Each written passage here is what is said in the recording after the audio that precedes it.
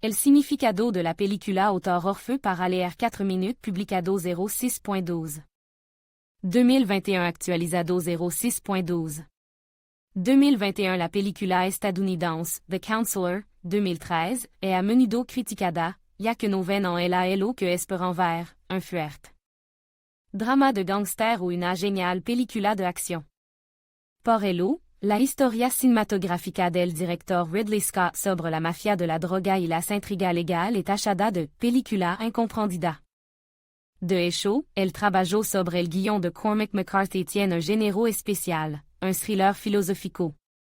Y lo que ocurre en la pantalla debe percibirse teniendo en cuenta el rasgo distintivo de la película, lo metafórico.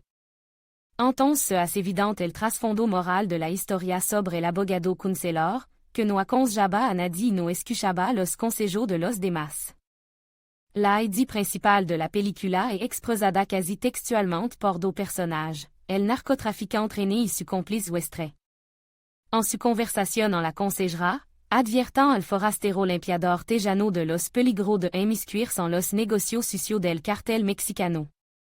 Un fan mafioso de la poesía de Machado suelta una perorata sobre los caminos elegidos por el hombre y la inevitabilidad del castigo.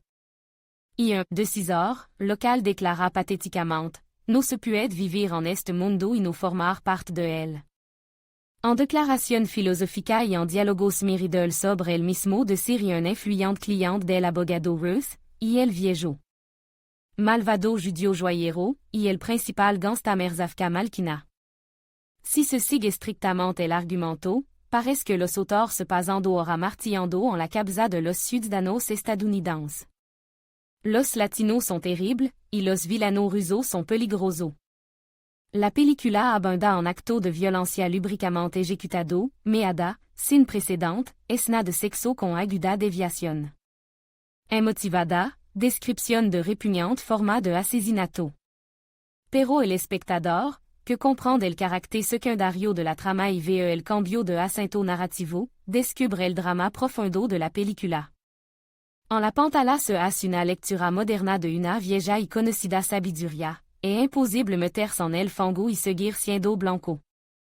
La película mezcla canon cristiano sobre la inevitabilidad del castigo, ideas estoicas de la antigüedad sobre la aceptación sin miedo del propio destino. La historia tiene una especie de eufemismo universal.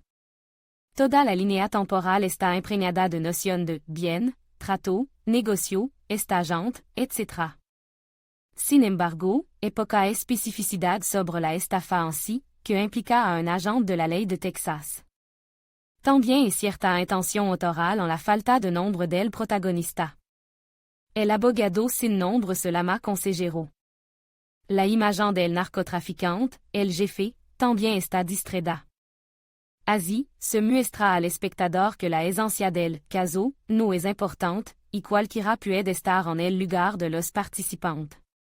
Solo importa la psicología de la situación, las consecuencias y cómo las percibirá una persona. La trama de la historia es muy sencilla.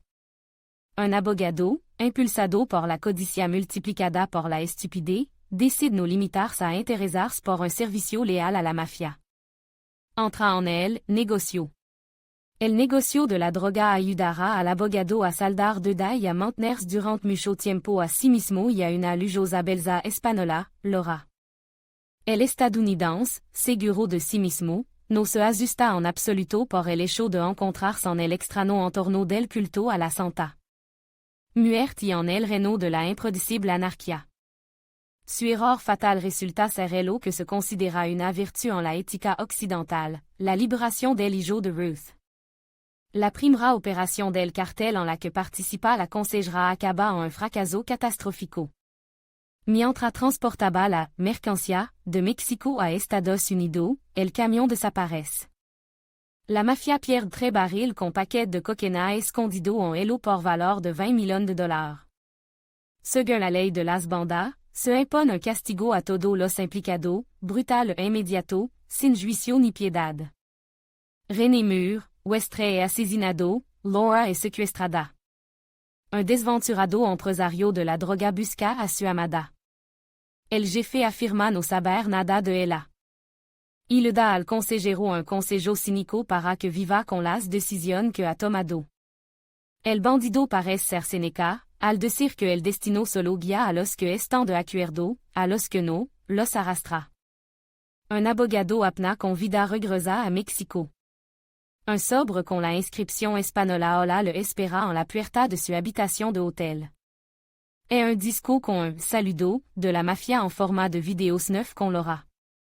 El consejero sufre un colapso final, no solo ha perdido su ingreso, sino que elo ha perdido todo en su vida.